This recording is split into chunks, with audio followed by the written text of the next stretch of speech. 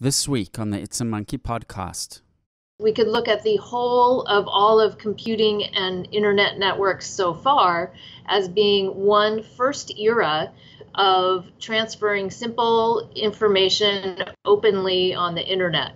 And now this whole second era that we're heading into now with blockchain as one of transferring value via smart networks. And so we're starting to push more complexity through the internet pipes and modulate information for signatures and validation and confirmation and loading the information packets with value. So we're heading into a smart network territory that's really a whole new form of computing that allows us the long tail of economics and governance. And so the only remaining sectors of the economy that haven't been completely re-engineered for the digital era are economics and governance. And so blockchain, being a secure value confirmation and transfer system, is the core functionality that allows this.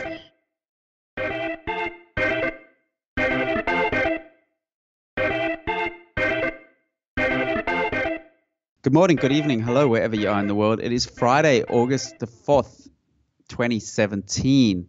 I'm coming to you live from downtown Sydney, Australia. I'm turning and looking out the window, looking out across of Atlassian's HQ, which we're right next to, and it is another beautiful sunny winter's day.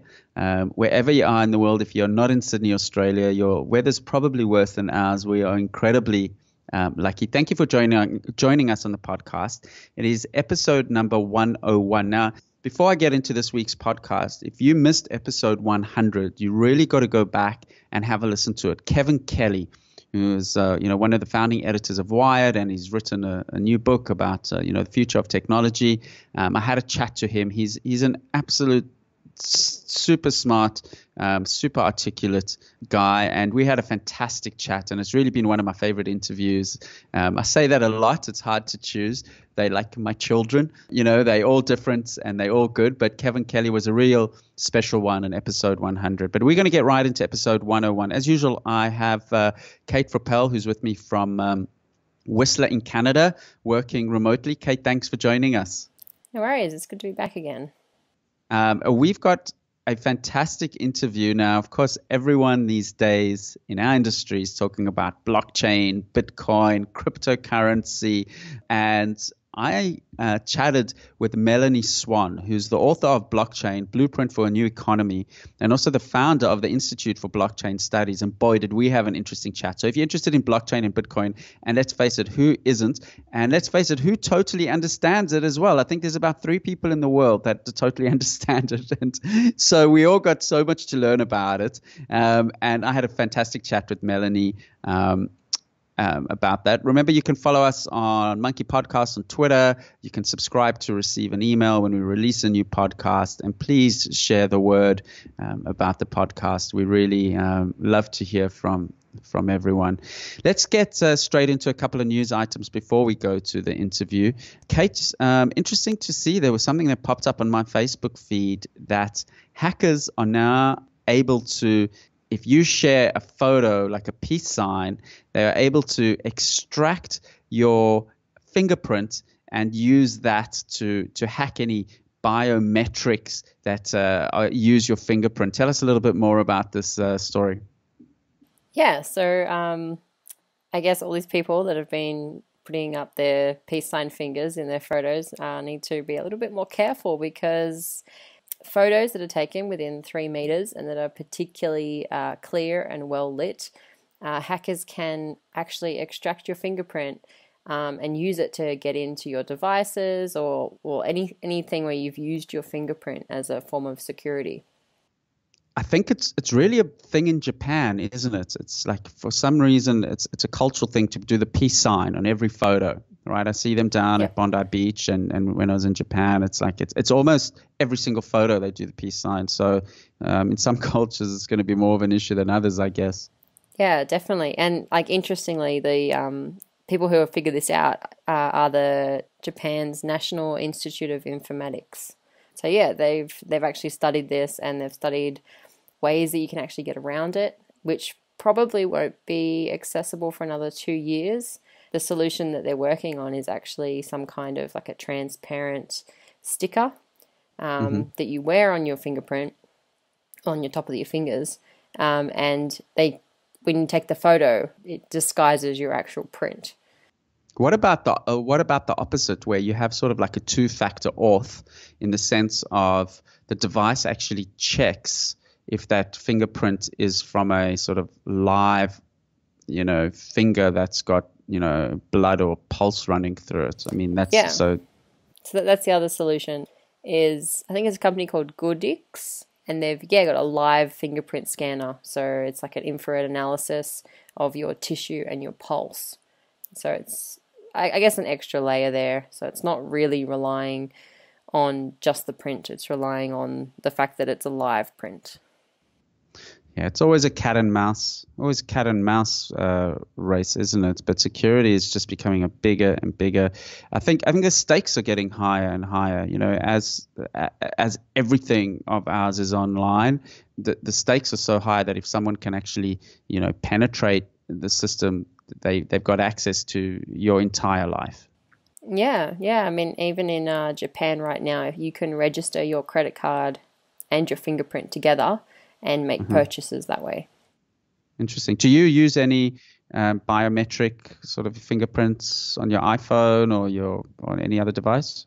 Yeah, on my phone I do. It was interesting. I got a new bank account here in Canada when I arrived, and they actually allow you to set up, instead of logging in with a code or two-factor auth, you can use your fingerprint to get into the app and make purchases, transfer money and stuff like that. So yeah, I actually use it quite a bit getting into that particular banking app.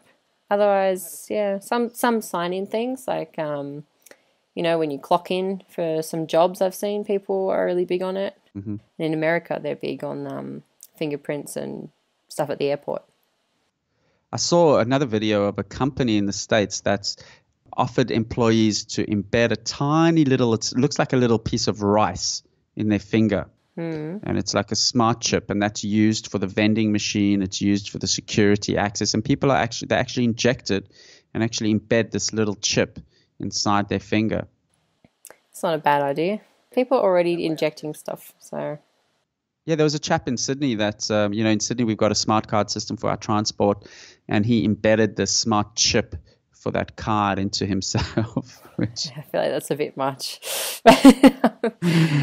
Yeah. So if people have time on their hands, look, it's definitely have to be aware of these things. And I think the challenge is we've dumped so many photos of ourselves and videos of ourselves online, and people will be able to use that all those biometric signatures for the wrong reasons. I had a Toshiba laptop many years ago that actually had a fingerprint scanner instead of using a password, and I started using it and it got a bit tedious, and it was actually quicker just to type in a text password. My first laptop actually had like facial recognition, so when you sat in front of it, it would scan your face, and then if it recognized you, it would log in. I think it's really useful for two-factor auth. I think it's a nice two-factor auth. So you put in your text password, and then it sort of switches on the camera. It says, I'm switching on the camera just to, authorize you, and boom. I think as a only primary password, or access system, I think it's a bit painful.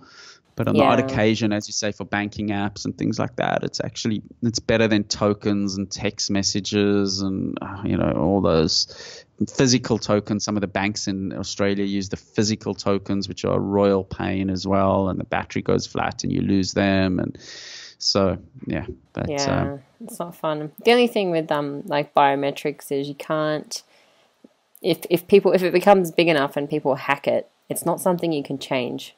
Like you could change your password, you could change like lots of things. You can't change your fingerprint. They've got your fingerprint for life, right? Yeah. So once you were hacked once, you'd basically not be able to use that form of identification again. Interesting world. Okay, what else do we have happening in our industry this week, Kate? So scientists in the US have successfully edited the DNA of some human embryos which had previously been done in China, but was sort of a bit of a legal issue in the US. And what they're doing is taking DNA that has, I guess, mutations or that carries a particular disease, and then extracting those parts from the embryo so that the baby doesn't carry that gene. It's an absolutely amazing story. I mean, they only decoded the human genome, 10 years ago? I don't remember exactly, fully decoded it. I mean, it's all, and now we're editing it. And I read, though, that they destroyed these embryos. Is that correct? Yep. No, they haven't actually gone through with it. But for the sake of the experiment, it was fairly successful. And they used a tool called CRISPR. Out of 58 edited embryos, 42 were mutation-free. 16 had unwanted mutations, so they did pretty well. And in this particular experiment, they did better than China in the sake of, I think they called it mosaicism. As usual, the common theme of, the force for good and the force for evil. I mean, it's absolutely fantastic to remove problematic genetic mutations. But, I can see people wanting designer babies, give them blue eyes, give them red hair, make them run like an athlete. I mean, the ethical issues are just, I can't even begin to wrap my head around, the ethical issues and how you manage all of this. And where is the line? What is a genetic mutation? There's some very clear ones. There's some very clear ones where if you're born with a congenital heart defect. I mean, absolutely, that's quite clear. But there's others that aren't as clear. So definitely. And in this particular experiment, they did hypertrophic cardiomyopathy, which is also a heart condition that leads to potential sudden death. So it was good that they could get rid of that, but there's just some legalities in the US at the moment around whether they can publish this research, and if it gets in the wrong hands, you get these designer babies, or if they make a mistake, then you potentially change the human gene pool forever. Wow. Kate, it's the world we're heading into is quite, and speaking to Kevin Kelly last podcast, what I loved about Kevin Kelly is he's an optimist about the impact that technology is going to have, and reading his book or listening to his book, in my case, it uplifted me. It got me excited. But it's sometimes when I look at these technologies, boy, you can see how if they go wrong, they are just going to go absolutely remarkably wrong, especially in the wrong hands. And where we're going to be in 5, 10 years, 20 years, what are we going to be talking about on this podcast in 20 years, Kate? So we'll probably have robot, editors and AI editors. Who knows? I was chatting. My sister's got 2 young kids, and we was just talking. She says, I can't even think about what their world's going to be like in 20 years when they're in their early 20s, and how I'm going to manage that, because we're all going to be living in something that we can't even picture now. So I hope it all works out. I'll leave it on that positive note. Yeah, me too. Anyway, you're listening to episode 101. We're in the hundreds now, Kate. Exciting. Exciting. It's a Monkey podcast. We talk about everything related to technology, startup, entrepreneurship. We try to find super smart and interesting people to chat with, I should say. We're going to take a short break, and after the break, we're going to play my interview that I had with Melanie Swan, who's the author of Blockchain: Blueprint for a New Economy. She's also the founder of the Institute for Blockchain Studies. And let's face it, you really want to know about the blockchain and about Bitcoin so that you can sound smart at the next cocktail party and the next dinner where everyone is talking about the blockchain and crypto, and everyone's too scared to say that they don't exactly quite know what it is. Right. So stick around. It's really a great chat. Hi, my name is Jo Pinto. I'm the Business Operations Manager here at ManageFlitter. Did you know that ManageFlitter can help you quickly and cheaply build an organic following on Twitter? Let me explain in 6 easy steps. Step 1. Find new prospects on Twitter with Power Mode, ManageFlitter's advanced Twitter search feature. Step 2. Easily filter and sort results to find the most relevant Twitter accounts for you to follow. Step 3. Follow these Twitter accounts using ManageFlitter's simple interface. Step 4. Unfollow accounts that do not follow you back within 14 days. Step 5. Watch your Twitter follower numbers grow as high-quality accounts follow you back. Step 6. Rinse and repeat to maintain consistent organic Twitter account growth.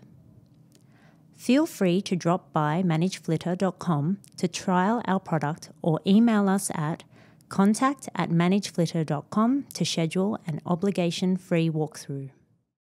You're back with It's a Monkey podcast. My name is Kevin Garber. I'm the CEO of ManageFlitter and soon to be Managed Social as well. We talk about everything relating to tech, startups, political economy. Now, as you would know if you listen to this podcast frequently, one of my new interests is the blockchain, Bitcoin, cryptocurrencies, everything around that side of the next phase of I wouldn't even call it the next phase of the internet. I would almost call it the next phase of technological advancements.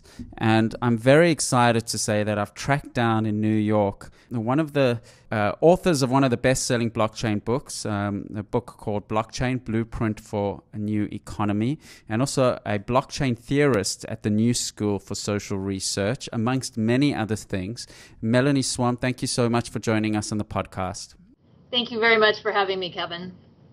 Melanie, before we get into the nice juicy bits and pieces, let's take one little step back, because blockchain is the type of abstract technology that a lot of us are struggling to get our heads around. So let's try big picture again. We've revisited this many times on the podcast, but blockchain, what is it? Yes, thank you. So blockchain, it sounds very fancy and possibly confusing. Blockchain is software. It's a software protocol. So just like there's a software protocol called SMTP, Simple Mail Transfer Protocol, that tells your email application how to send email across the web, blockchain is similarly a software protocol that tells the web how to send money or assets and how to make sure that only one copy of that asset is transferred. So it's sort of like, just like Gmail is the application, Bitcoin is a cryptocurrency application, and then the software protocol that sits out there on the web and tells the application actually how to run is SMTP in the case of email, and blockchain in the case of Bitcoin, which tells the software how to deliver value and record it in a ledger and transfer it across the web. So it's sort of like just like having one giant spreadsheet or register of bank balances out on the web that's a ledger. And so when I want to send money to you, I send a software command that tells the ledger software to transfer some of my coin over to your account.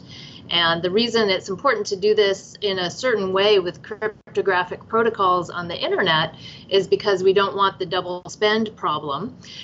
So when I send you a copy of something in email, you can make as many copies as you want, but with money, we only want it spent once. And so the additional cryptographic software makes sure that that ledger balance can only be spent once.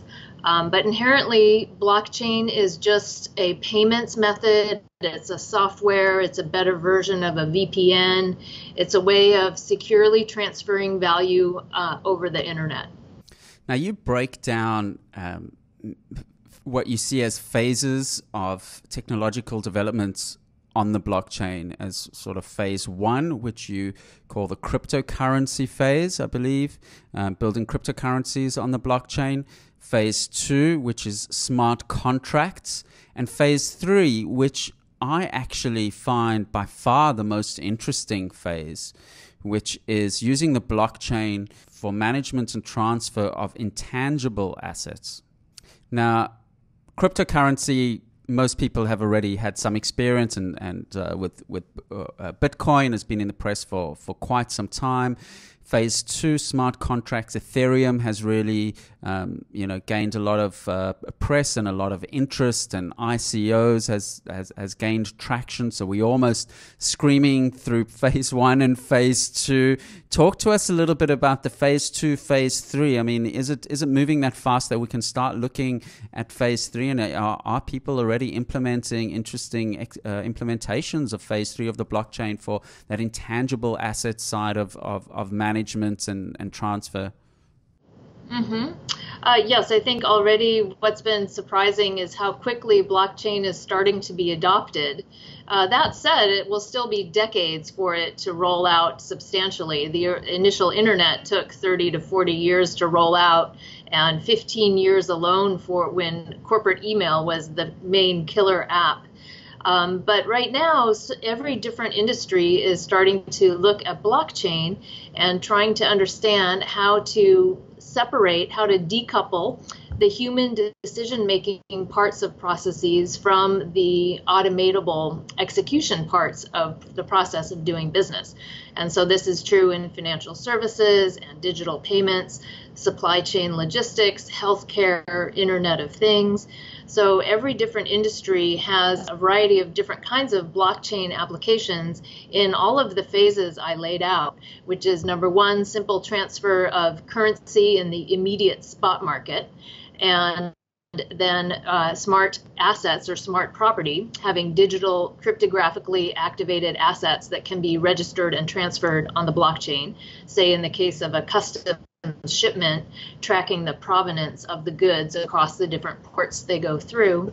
And then now also the third phase, the intangible assets or advanced applications of really trying to bring in smart contracts and organizing more complicated programs for execution in the future. So how we're going to, for example, do mortgage rate resets on an ongoing basis in securitized mortgage contracts.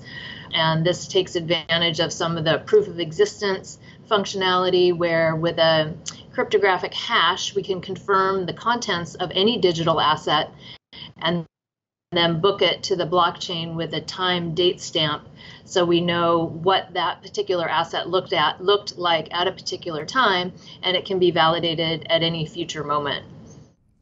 Now, Melanie, is blockchain technology, I mean, is this as a significant shift or as a significant technology as the printing press, the internet, or is it just a lot of hype that's, the press is wanting to latch onto because they're always looking for, hyped, interesting stories? Mm-hmm. Yeah, I think it's really, I think exactly like you said at the top of the call, we could really think about blockchain as a completely new form of technological advancement. So to me, it's a core infrastructure for global smart networks. It's not as much a financial transfer instrument as much as it's just a heightened processing mechanism for our digital smart network infrastructure.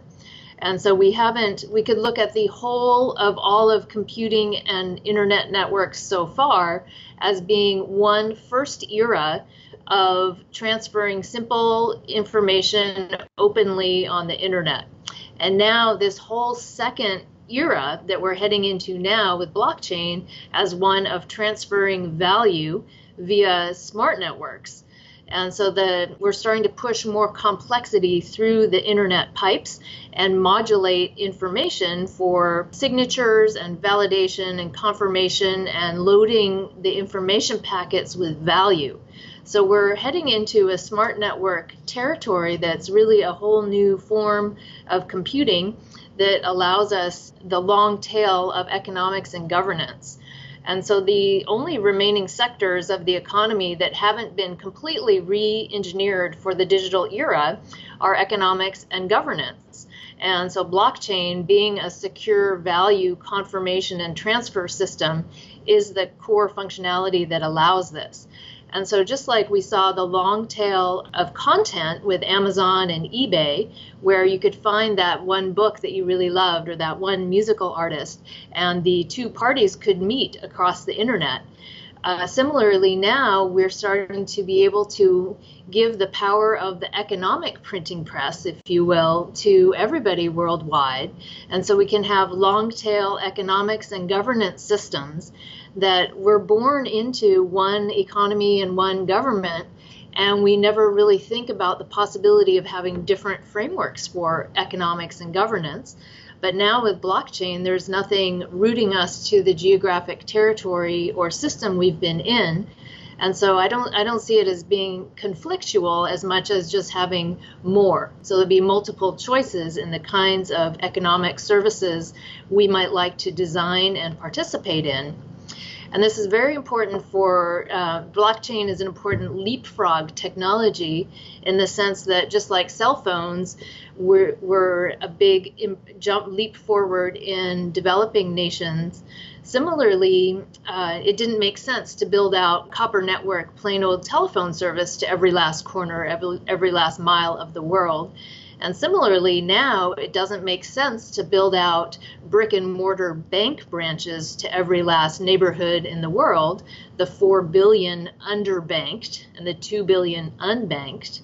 It makes a lot more sense in this digital era to use wallet software on phones to be the last mile of banking.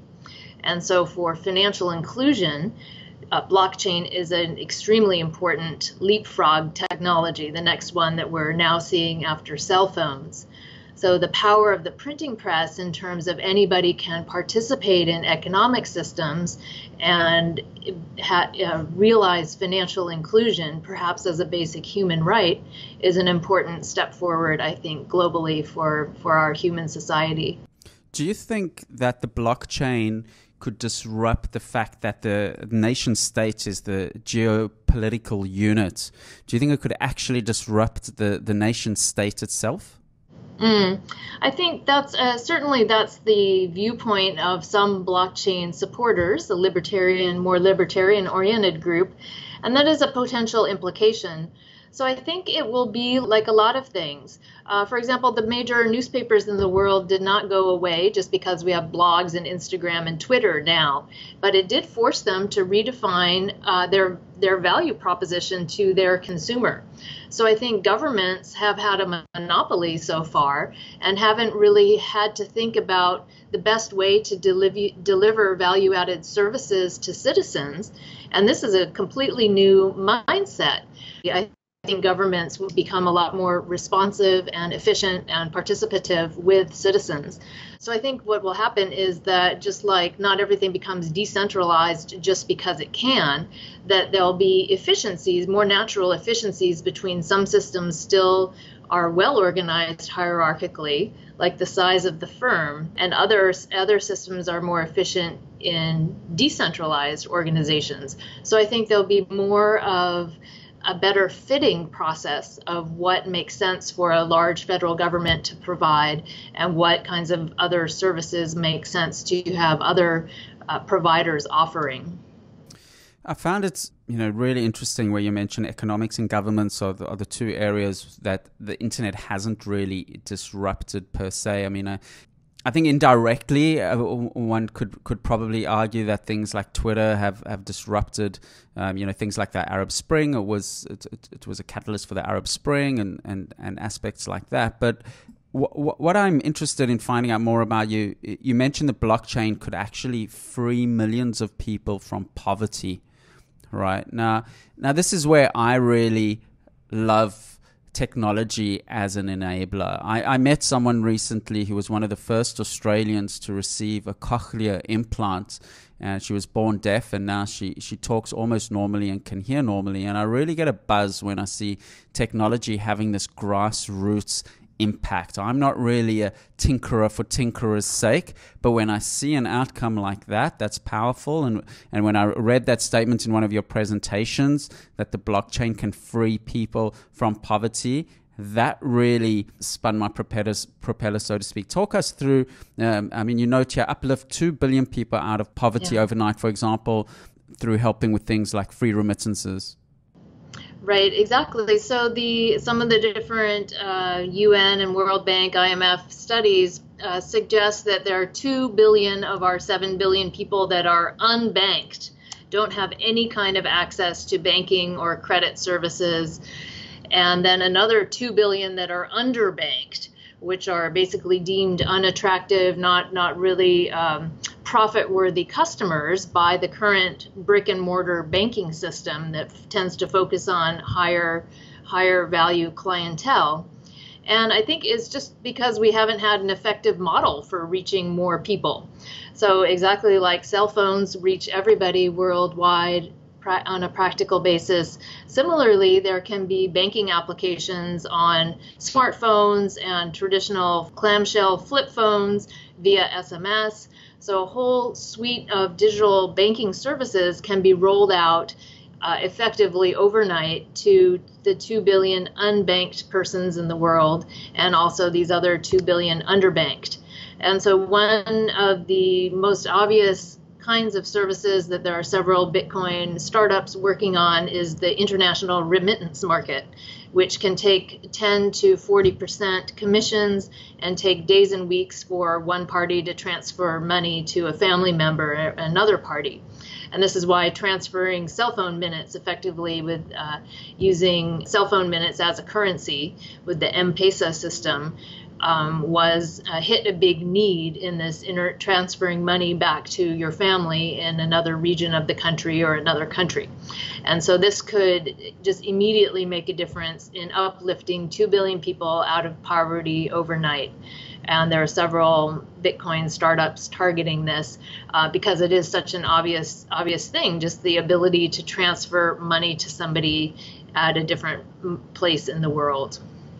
One of my passions is real cost economics, where the price actually, reflects the cost to society, the nation state, all your communities. Will the blockchain be able to, perhaps through Internet of Things, be able to perhaps do a better job of implementing real cost economics? There's so many distortions in the world today where some things are so cheap and they should be so much more expensive, and other things which are quite expensive should be a lot cheaper. And we all know that capitalism is, in its current form, does wonderfully well at certain things, but fails at many others. Yeah, I think that's an important point. So blockchain or cryptocurrencies would just be, with pricing available on cell phones, would be another channel for finding out economic information about the market. And so there could be arbitrage opportunities. Already people play the arbitrage opportunity between fiat government-based currencies and cryptocurrencies on different exchanges. Different exchanges might have different values around the world. But in terms of having access to better pricing information and being able to quote and participate in the global market on a better basis, that would be something that has been pointed out as a potential benefit of cryptocurrencies and blockchain. And I think it could be the transparency behind some of the market pricing could also be very helpful. So for example, many countries don't have credit services, credit bureaus. And so we could have decentralized credit bureaus on the blockchain with open source FICO scores.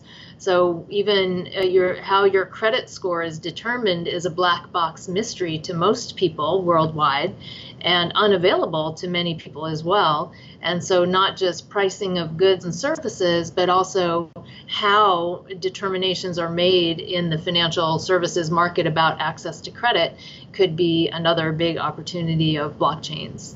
I love the example, I think it was in your book, of self-driving cars that communicate with each other. And it's sitting, it has some blockchain software linked up, and where perhaps one passenger in one self-driving car can let the network know that it's in less of a hurry, and another passenger in another car knows that it lets the network know that it's in more of a hurry, and the cars communicate with each other, have some sort of exchange, and of course it's factored into the trip that perhaps the car that's in more of a hurry can perhaps move on through a lot faster and perhaps pay a little bit of a premium for that to the cars that are in less of a hurry. I love that idea, because I even found find myself when I'm in less of a hurry, I'll take public transport. When I'm in more of a hurry, I take an Uber. So in a way, I'm taxing myself along in that way. But with a self-driving network that has some intelligence, boy, you can do some fantastic optimizations and sort of cost transfers.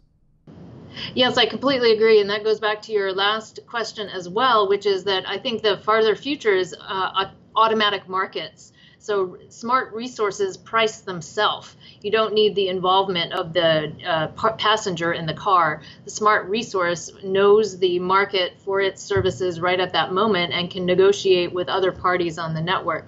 So this could be quite true in energy markets, in health. I'm working on a paper for quantized healthcare units on a global basis now, where smart networks and smart resources will just automatically price themselves. You need much less you don't need human involvement. It's just another automated function that can happen. And also it's so we start to have more autonomous systems. And then what that also means is there can be much more fine-grained micro-pricing of these different services that aren't worth, as Nick Szabo says, like the human cognitive power to consider the transaction. But these microtransactions conducted by automated smart resources can effectively grease the wheels in a much more unobtrusive and efficient way for all of us. Melanie, last week I put a question to one of the senior members of the Reserve Bank in Sydney. What's Australia doing about cryptocurrencies and blockchain? And they said they only late last year put together a task group to look at what they can do and its impact, etc. In New York City, New York State, the US, is there much going on the government level around cryptocurrency and blockchain technologies? Yes, in particular, there's the U.S. lags in regard to digital payments, lags many other countries. For example, I just saw something about China that 40% of consumer payments are digital payments via smartphones currently. But anyway, yes, so the U.S. has a couple of initiatives. One is for real-time digital payments. And so this is something that the Federal Reserve Board and banking system is working on. And the other big effort is with the U.S. Treasury, which is using essentially the synecdoche property of blockchains, which is you can have arbitrarily many levels of roll-up of detail that you're tracking. And so a Treasury official that I was speaking with was talking about how a U.S. dollar bill, a single dollar bill, has 20 different levels of roll-up to get to the whole economy. And so when the Treasury is tracking the money supply, having some sort of system where they can immediately click and see different levels of detail is something that's very helpful to them for managing risk in the national financial system. And so those are the two principal digital payments and fiat currency tracking are two principal applications that are being focused on in the U.S. currently. I know that the Winklevoss twins try to get some cryptocurrency ETF through, and the Securities Exchange authorities there just didn't want to let it through. I'm not exactly sure what was the motivation for not letting it through there, but I think the cryptocurrency community was a little bit disappointed around that. Yeah, and it makes sense. The question I get most often from when I'm speaking is, how can I start participating, and should I have investment exposure to cryptocurrencies? How can I get it? So the Winklevoss twins have an ETF, an exchange-traded fund, that was rejected a first time, and I understand it's under another potential approval around right now. And so we would expect that there would be more market securities that track the crypto world. And so different individual, why is there not a mutual fund of the crypto coin market cap, which has Bitcoin and Ethereum and Ripple and IOTA and Dash, and et cetera? So we're really wanting securities grade products for investing in the crypto markets. There's one company that allows you to invest your IRA, your retirement fund, in Bitcoin. And we would expect that there would be a lot more products. I think it's just that the traditional market regulators have been lagging in approving some of these products. And the other thing that I would notice is, for example, another big opportunity that's missing that I expect to happen is some sort of market research, securities analysis and ratings information, like a Moody's or S&P rating agency for all of the initial coin offerings. And so when you look at the different pages to try to understand, there are a plethora, the hundreds of offerings, and there's no market provider in regard to how to qualify the different projects. And so I'd expect a Bloomberg page with ICO rating information. And so in fact, this is a great opportunity for the traditional financial services market to start offering these kinds of services in regard to the crypto economy.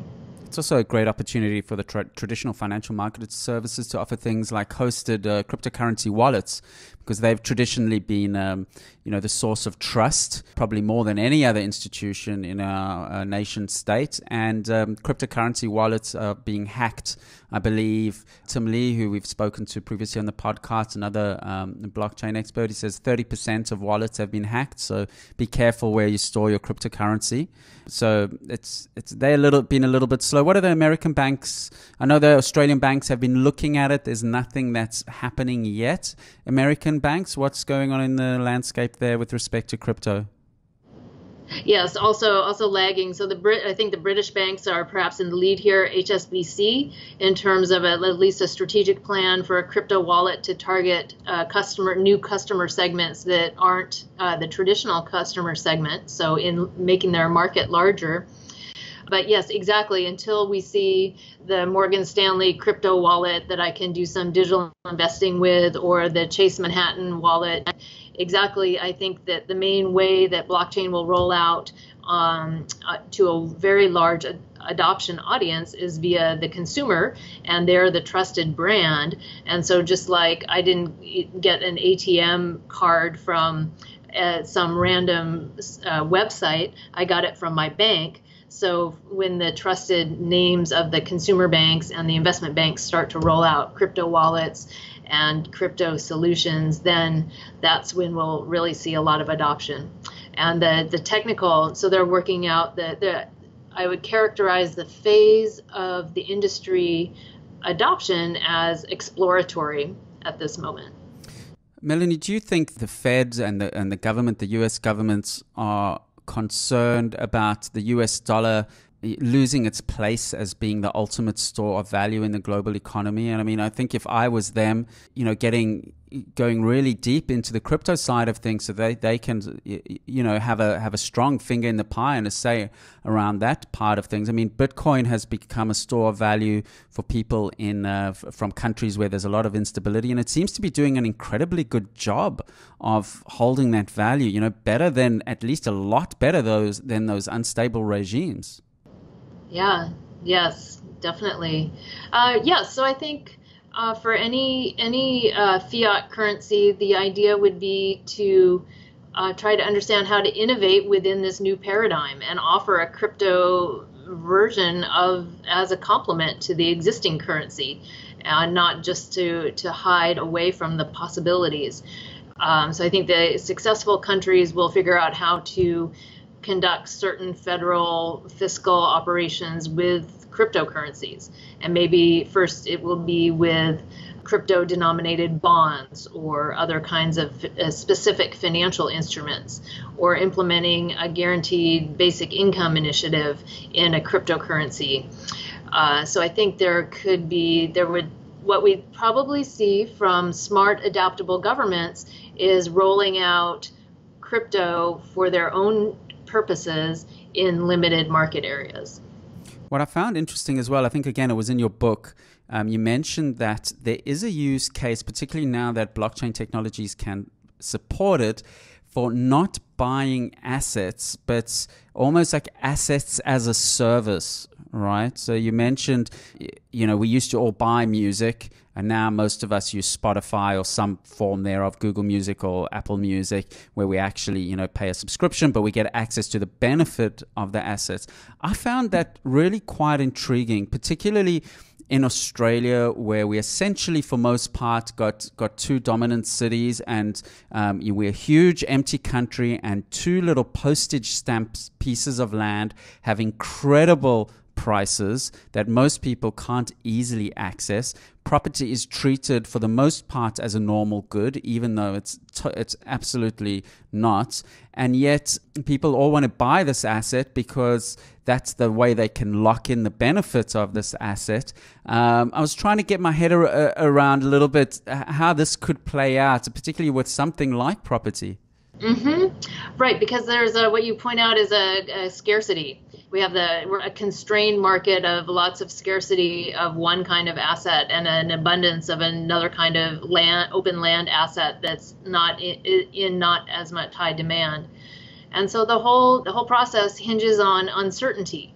So the reason I don't have to own CDs or a car anymore is because I feel confident when I call an Uber or when I boot up Spotify, I can access that consumable market good. There's an abundance of that good. But land and real estate and securities in the future, we grip our investment funds in our hot little fists because we don't trust that there will be a way to consume that good in the future if we don't own it personally. And so it's a huge transformation from a war era scarcity mentality and uncertainty about the future.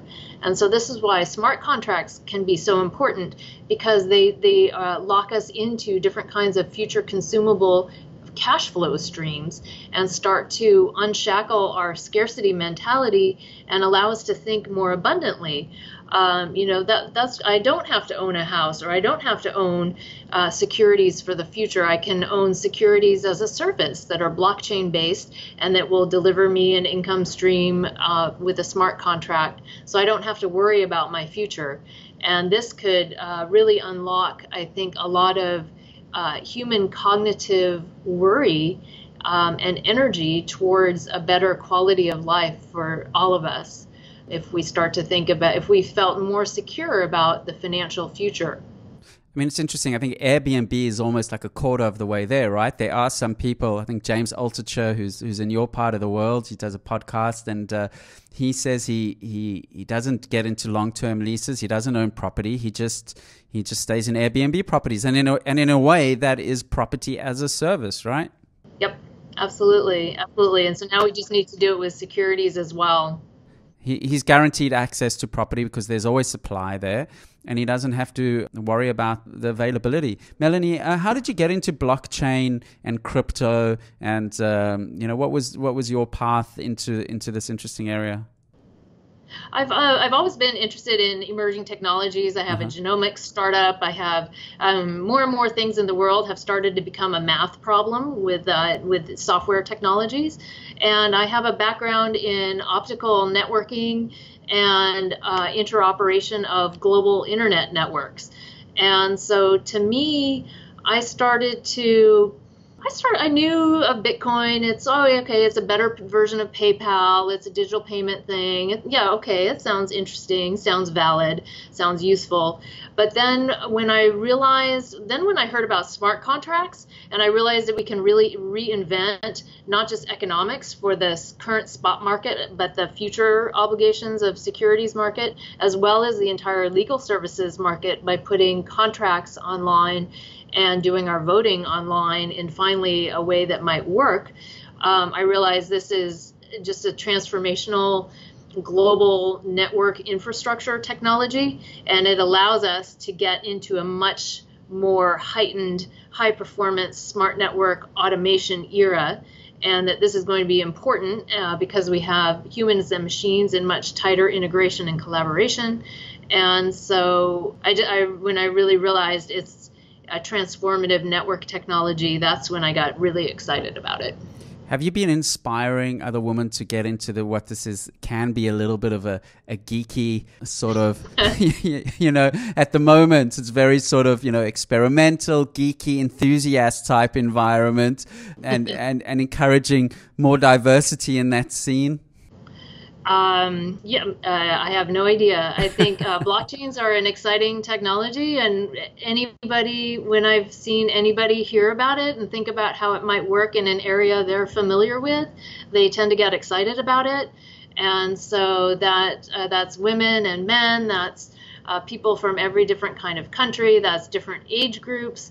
So I think it's like the internet. It's a technology for everybody. It is. Melanie, thank you so much for joining us on the podcast. Melanie Swan is a blockchain theorist and also the best-selling author of The Blockchain Blueprint for a New Economy. I've got the Kindle version. It was only $11. And I don't know if this is new or it's been for a while, but you can actually rent books on Kindle. So they offered to rent me your book for $5 or buy it for $11. I bought it for $11. So I didn't know you could rent books on Kindle, which is interesting and fantastic as well. So we really are moving to the service, everything as a service economy. Yeah, fantastic. Thank you so much, Kevin. I really appreciated being on the podcast and chatting with you. Really enjoyed it. Thank you, Melanie. Bye-bye. The It's a Monkey podcast is brought to you by CheckDog. Use CheckDog to easily review and monitor your website for spelling errors, broken links, and broken images, all with the push of one button. CheckDog can also automatically monitor your website and notify you of newly introduced spelling errors. Go to checkdog.com/podcast to receive 50% off your first month subscription. CheckDog.com, helping the world's leading websites keep their content error-free. Kate, there was quite an important event this week where the blockchain forked, which I spoke to Melanie a little while ago, so we didn't chat about that, where, there was a new Bitcoin blockchain that was created. I haven't actually, 1st of August, it's almost the equivalent of a new Federal Reserve printing out some new US dollars with different set of rules, and you have two different sets of US dollars. I haven't actually followed up what's actually gone on with that, but the point I wanted to make is there's a lot going on. It's still early days. It's still crazy. It's still iterating like mad, but, a lot of food for thought in that chat. Yeah, definitely. She makes a good point. As you're saying, like, this is sort of the next era. So blockchain is the era of value transfer, and the internet as we know it was the first era of information transfer. So it's just an interesting thought of a new phase. And I love the point she makes that the one area or one of the few areas that has not been disrupted by technology is governance, right? Yeah, and economics. And economics, governance and economics. And it was just such an interesting, such an important point. And I think that's why people are so excited about the promise of the blockchain. And they're still, removing the middleman, the middle person. There's still industries where they have a middle person that can still be removed. And the blockchain sort of is hopefully going to be the technology that can do that. And on the government side of things, it could even lead to different forms of political units, not the nation state necessarily. I mean, even the last, 20 years or so, wars have stopped being fought along nation state lines. They're being fought along different lines in terms of, ways of viewing the world. Groups that view the world differently and not necessarily different nation states. So, wars have already long been not happening along nation state lines. So maybe we will organize ourselves differently, again, not along nation state lines, potentially. Potentially. It's also just an interesting reflection on society that all these industries have been disrupted by the digital era, but the last two would be economics and governance. And does that say that that's the most important thing to us, or are we the most uncertain about it, in the sense that, we're clinging to our older ways, I guess, and we're not letting it change. Could also be they complex systems. Yeah. Incredibly complex systems, systems that have formed over hundreds, if not thousands of years. And for better or for worse, at least in the West, the liberal democratic, deliberative democracy type systems have actually been incredibly successful. They've actually led us to this world that we're in today of all this fantastic technology. And, as I mentioned before, it's unfortunate that our dear colleague and friend Jimmy has been in hospital after a bad car accident for a while, and hanging around in a hospital, you really see the technology that's at play in little and big ways, from the surgeon that sort of patched him back together to the technology of sort of a high tech air mattress that pumps in air in different ways that prevents bed sores, right? And you just see the impact of technology everywhere in the medical system. And this world's, the spirit of technology is to make a better world, a world where we have more quality of life, more peace of mind. I mean, that's a whole nother philosophical debate. But, the liberal democratic system has, given us actually a lot. Women generally don't die in childbirth anymore. We generally don't die from colds and flu. It's there's a lot that we've achieved through this liberal democratic framework. But I'm not an expert in this. I'm not a political economist, and this is I'm just a layperson. So maybe we should get someone on the podcast sometime to talk a little bit about political systems and technology. Yeah, definitely. And the idea, piggybacking off the hospital thing, is which I think you also discussed with Melanie, is technology as an enabler. And she had a really good example of how the blockchain in the, I guess more in economics and banking, can actually free millions of people from poverty just by opening up, I guess, banking opportunities to people who don't have them currently. Yeah, no, fascinating. I've actually, Kate, funnily enough, I've literally just received an email from Coinbase, which is one of the online trading platforms and digital wallets, Bitcoin ones. And I'll just read parts of it. We wanted to give our customers an update on the recent Bitcoin hard fork. You can read more about what a digital currency fork is here. Forks enable innovation and improvements to digital currency, and we believe that we will see an increasing number of forks in the future. We expect this to be a vibrant and innovative community. When a digital currency forks, it creates a new digital asset. Adding new digital assets to Coinbase must be approached with caution. Not every asset is immediately safe to be added to Coinbase from a technical, stability, security, and compliance point of view. Anyway, it's interesting. So if you're interested in that, have a look at the hard fork on the Bitcoin and how it's essentially created a new cryptocurrency. What I really want to, and I keep on saying this, what I would really love is a city or a country, preferably ours, to take the lead and create their own cryptocurrency, even as an experiment with its own features and characteristics for our own benefits. I think once the first country does it, and it's where I believe Estonia, Dubai are looking at it, I think it may inspire the others to do it, but it's going to be very interesting when the first ones come out. Definitely. And I actually can't wait to see the use cases in separate industries, especially self-driving cars, and just any sort of smart technology that she referenced is quite fascinating. That's episode 101. I hope you enjoyed it. I love talking with smart people, and we're going to keep this podcast coming for you. Got a couple of interesting guests lined up. If you want to be a guest on the show, you can email us at podcast@itsmonkey.com.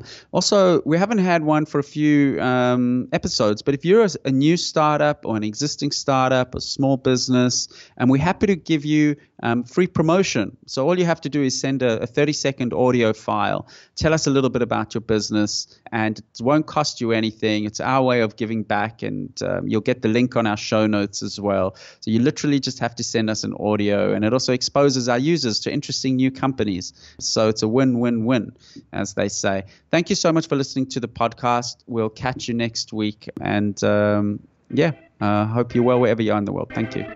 See you.